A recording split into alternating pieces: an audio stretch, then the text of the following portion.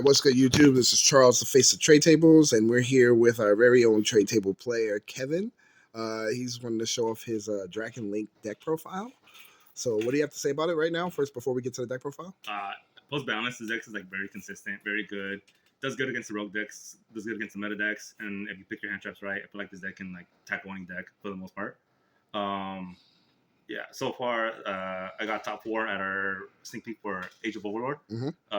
Locals before I won at a different locals. I won the winning mat and won the Red Dragon Archfiend playmat. Posts at the Seattle Regional.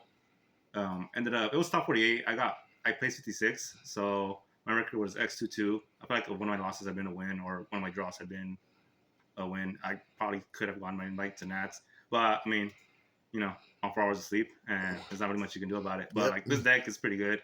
I think some of the reasons why I feel like it's not as good as it can be is because like just pilot error, you know, some misplays that kind of just mess you up. All right. Yeah. All right, well, let's go ahead and get into this deck profile. All right, we're going to do the main deck first. Side deck, extra, we'll do that in a minute. Main deck is 50 cards. I was playing 47 at the Seattle Regional, but I wanted to try 50 cards just to test it out for the sneak peek. And the deck did pretty good. So for the starters, we have triple Seafords, triple Black Metal, the Red Ice Darkness Metal, and we are actually on the Black Meteor package. And the reason why I like this package is because it helps you play through Nibiru. Nibiru is coming back in the format, so I feel this is a good way to summon your Lubellion under your 5 summons, to, another extender to make seals, or if you Gamma on your opponent's turn and you don't have a driver, it's free to discard for the Ravine. So if you get so much benefit off a card that's not one to return, like I like seeing the sometimes I actually like seeing the card because it's just a free level 7 for your Lubellion for it to be tributed. So these are our starters. Okay. The Chaos package, we do white, black. We're doing Levy, the Chaos Emperor. For the Chaos monsters, these come up a lot. This comes in and out. Honestly, I don't think you need it in this deck, but it is good against decks that banish your cards. So last Friday there was a cash tournament up in Portland, and my first round was against a Runic Stun player. It didn't come up, but it's there for you to switch off Magna to get any card that's banished from your deck. And also at the sneak peek, one of my opponents was a Runic Stun. What was the card? I don't know what the card was called again. The Inferno Tempest. Inferno Tempest. It's just like OTK deck, and it came up where you can just add a banished card and you can search any of your pieces that you need. But moving forward, I might cut this card. It doesn't come up. It's nice to have it, but it doesn't really come up. Okay. So that's it for the Chaos package. Levy is nice, pretty. That doesn't need to be explained. For the other Dragon Link package, you have 1, 2, 1, 1, 1. At Seattle, when I was playing 47 cards, I cut the 1 Tracer. I saw this more as an engine, not as a combo starter. But I put 2 back in because in a 50 core build, you want to see some kind of normal summon. Okay. Even a Rocket and a Bestial, it still seals Dissipator with a Regained, and you pass. And it's a decent setup if you open a Bestial just a level 4. The reason I put this to 2 because against the mirror match in Seattle, it ended up coming in the draw because my Rockets kept getting banished, and I didn't have enough tuners to like make my synchro monsters. So I mean, it comes out fine. If you banish one, you can't get it back. You still have another one in the deck, so that's why I actually don't mind 2.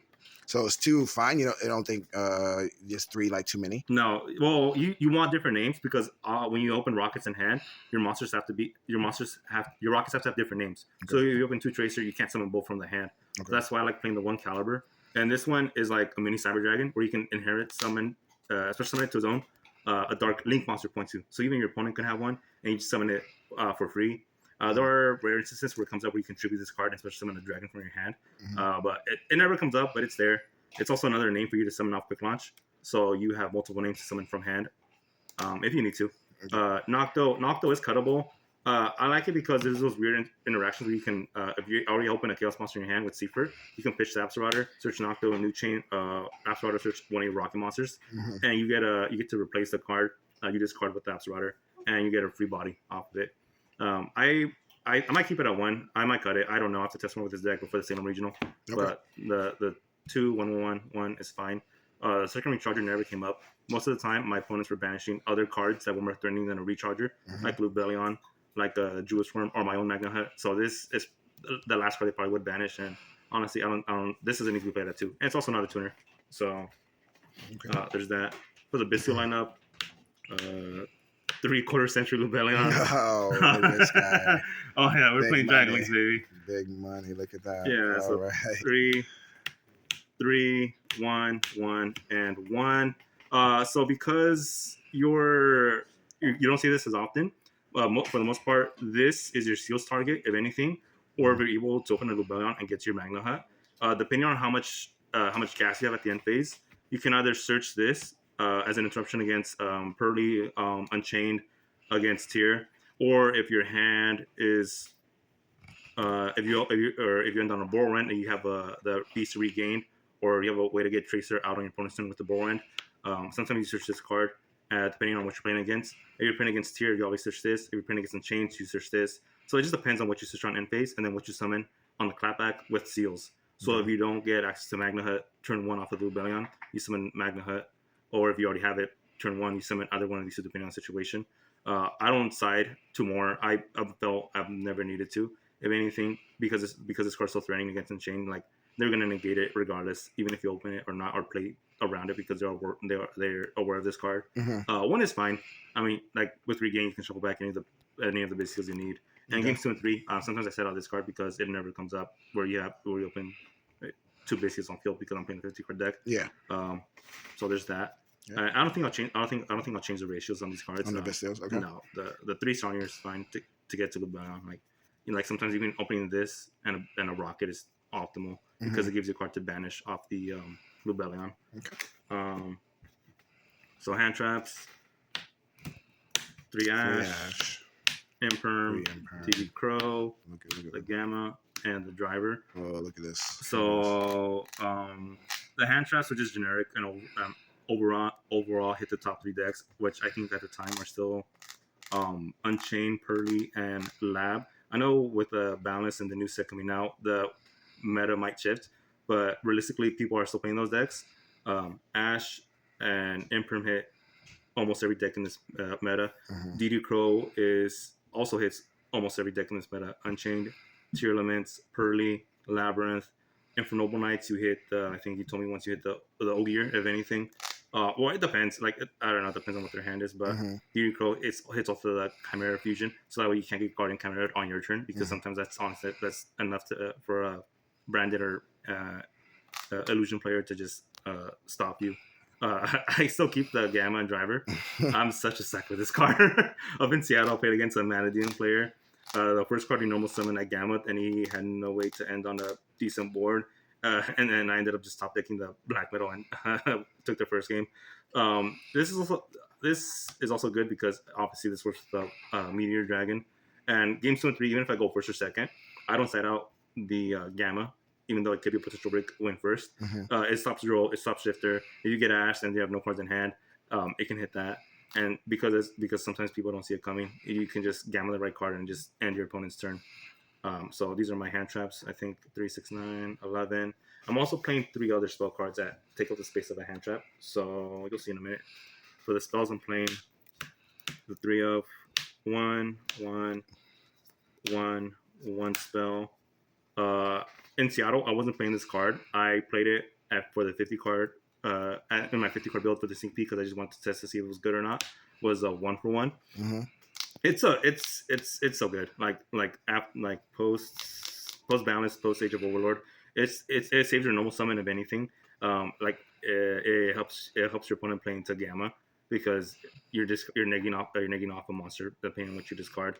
And also it's also games 2 and 3. It's also a thrust target, so you're playing 6, 7 copies of Black Metal Dragon, potentially 10 if you have, or potentially 8 if you have the magnet to search the Black Metal I've made off in the end phase. So 1-for-1 just gets you Black Metal, which gets you so many resources. And honestly, Black Metal is like my new favorite card in this deck. And then the last 3 the hand trap slots was the tactics. So because it's a 50 card build, I am playing 12 to 13 hand traps. Tactics wouldn't be considered a hand trap, but it's there because hand traps are now back in the meta and no one's like playing around Rice Wire. So you don't feel like it's bricky playing 3 tactics? Oh no, honestly, it's like a buffer. Game 1, if your opponent doesn't have a hand trap, then you just full combo. If your opponent has a hand trap and they have a Bystial, they get punished because you're playing a Dragon Link deck. You're gonna take their Magnet Hook, go Dark Charmer, bring it back, search off end phase, or if anything, you just if they ask you, just look at their hand, know what you're up against, and seals pass. If anything, also games 2 and 3. This is outside the thrust, so you can you.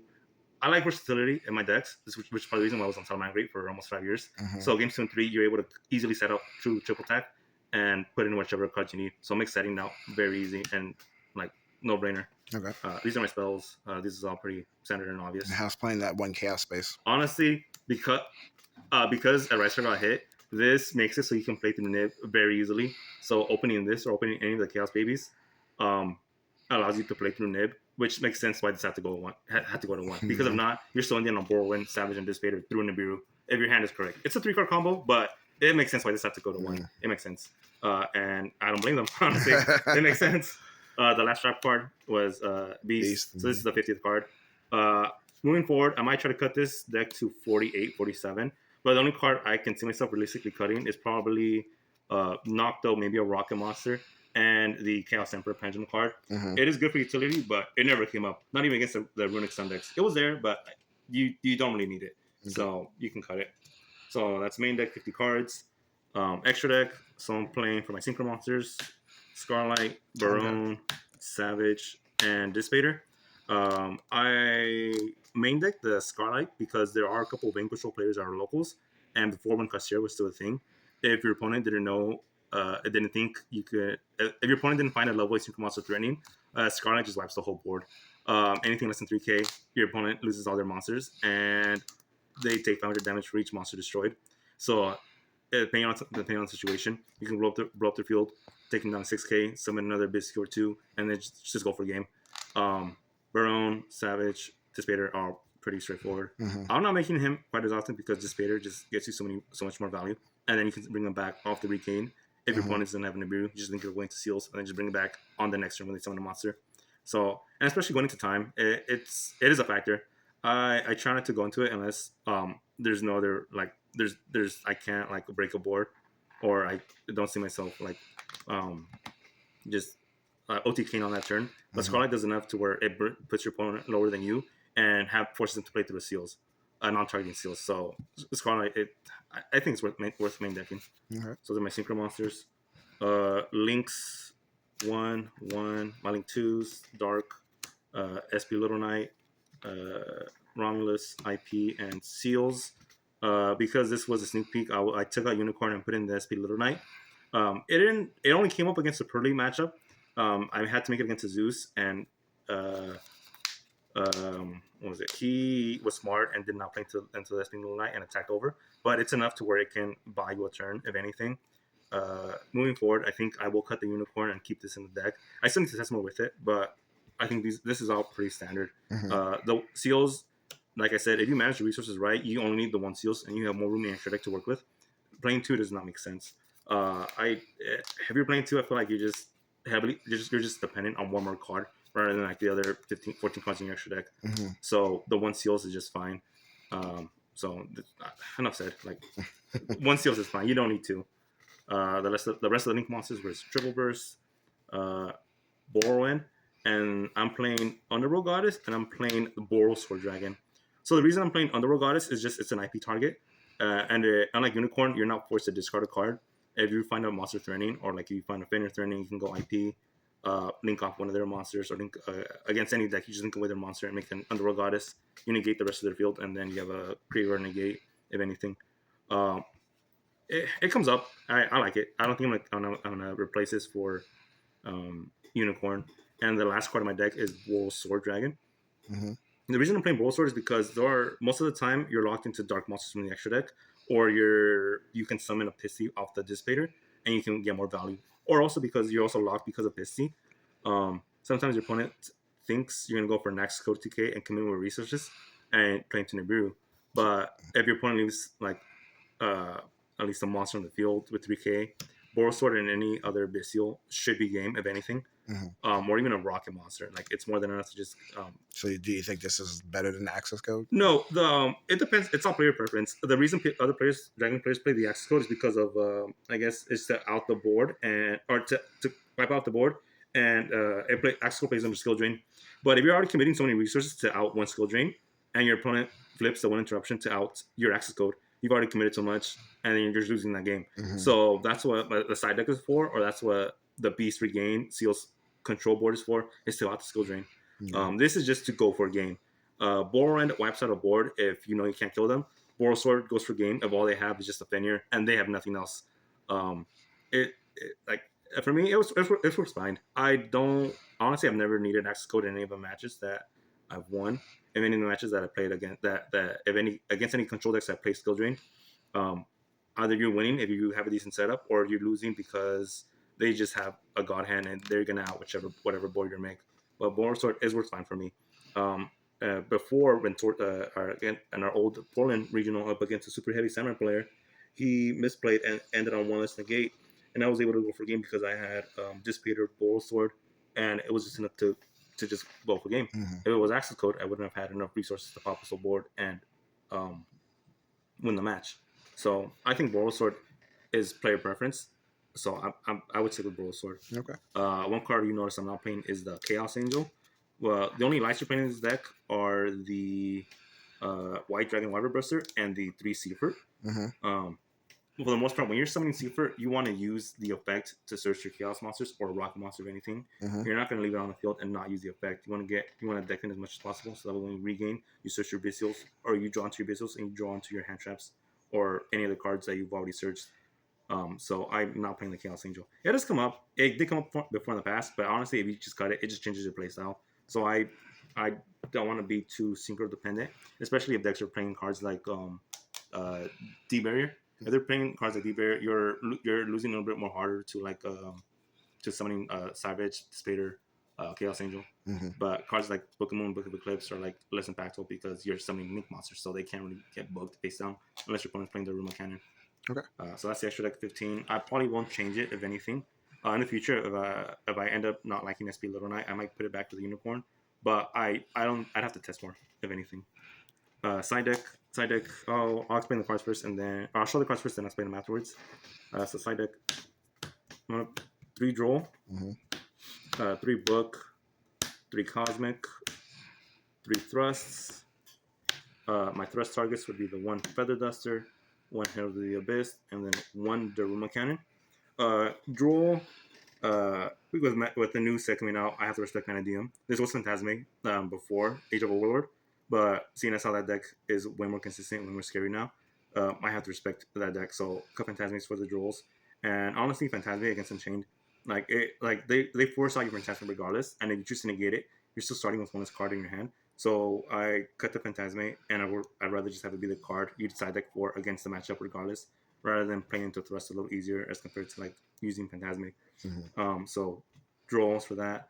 Book of Eclipse. It's for Burley, for Kashira, for Branded, and if they summon the Tax Dragon or summon a Masquerade, which is a very scary card against the deck. Mm-hmm. Against we have a Frondries player at our local, so this is for you. You know who you are. I'm gonna mention your name. This is also for against Unchained. It comes up if they summon the Xyz monster that negates summons. You just book their monster and you're able to just play through their to negate summon the Xyz monster. Cosmic. This deck's although this deck has a good matchup against Labyrinth or any back row deck, you still have to respect the floodgates. Mm-hmm. So unlike Lightning Storm, I do Cosmic because I want to respond to the floodgate or I want to respond to the floodgate mid combo or anti spell. So this deck side deck is 11 spell cards. So you have to respect anti spell and the floodgates. There can be only one. The Ruma Cannon. There's so many cards. You want off the field. Mm-hmm. Field spells against Runic. You have to hit their field spell. So if they try to protect it with their fusion monsters, Cosmic just gets rid of it. Okay. Thrust. Like I said before, when I was in Solomon Great, I love the utility. So I prefer triple attack over just playing 3 Daruma Cannon or 3 Herald because games 2 and 3 you want options. I take games 2 and 3 sometimes depending on the matchup. I cite out 2 or 3 Infinite Permanence or triple attack is talent, Mm-hmm. and that's 5 cards right away. Against a non-lighter dark deck, it makes setting out the Bestials even easier because you can put in non-Bestial interruptions or cards to break your opponent's board or help set up your board.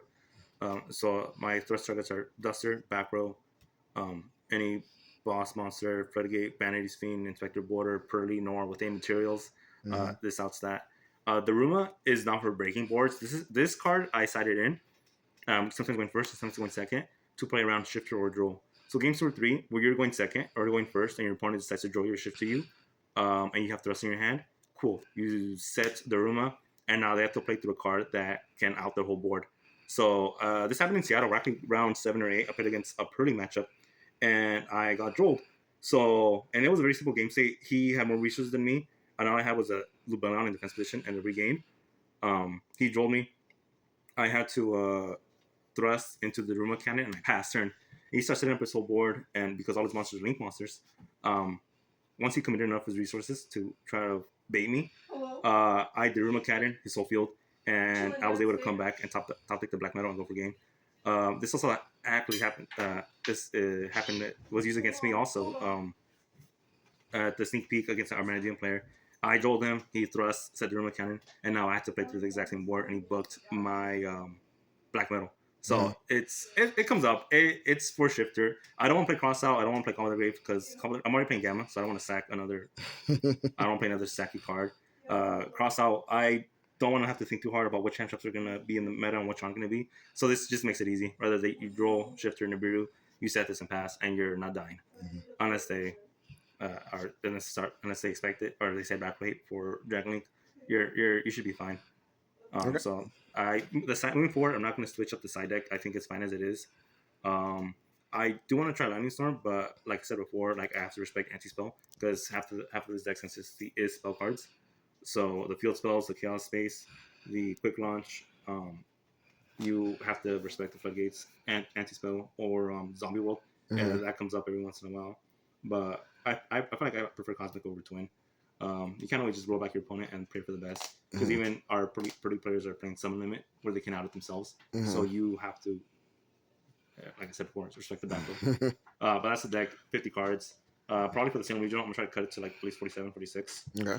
But that's gonna be tough because the reason I'm playing 50 cards is because I don't want to see the 1-ofs at the same regional. I open Bootsticker Launch and Dragon's Ravine about 4 to 5 times. So I don't want to see. I don't want to see the 1-ofs. It's not bad to open them, but you prefer not to. Okay. All right. Well, any shout outs before we end this? Shout outs to Trade Tables for Hey, let's go. chaperoning the regional to Salem. Shout out to you, Charles, for letting me join your team, for testing with me a lot, even though I don't want to. I'm super lazy. Shout out to all the Seattle boys who came up with us and tested with us. Luis Joaquin, Payne, Arturo, Aiden, you, Zeke, me. Thanks for coming out. Thanks for testing that. Like, honestly, that putting in all the work is what helped me almost top this Salem regional, and that's also what helped me be ready for the new meta moving into Age of Overlord. Right. Yeah, shout out to you guys. All right, cool, man. Well, this is Charles, the face of Trade Tables, signing out. Peace.